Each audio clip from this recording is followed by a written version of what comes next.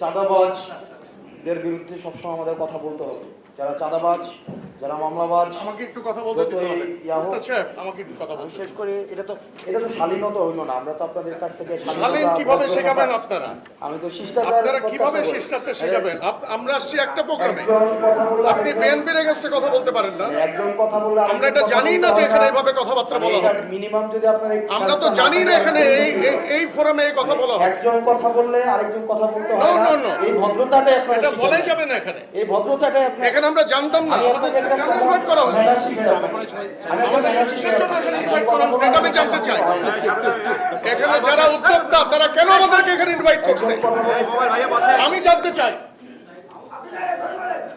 একজন কথা বললে আরেকজন কথা বলতে হয় না। আপনি বললেন আপনার কাছ থেকে আমাদের কেন এখানে ইনভাইট করা হয়েছে এটাকে আমাকে এক্সপ্লেইন করতে হবে। আপনার কাছ থেকে আমরা শিখবো, কিন্তু আপনি যদি এইভাবে একটা প্রোগ্রামের একটা না আপনি এইভাবে কথা বলতে পারেন না।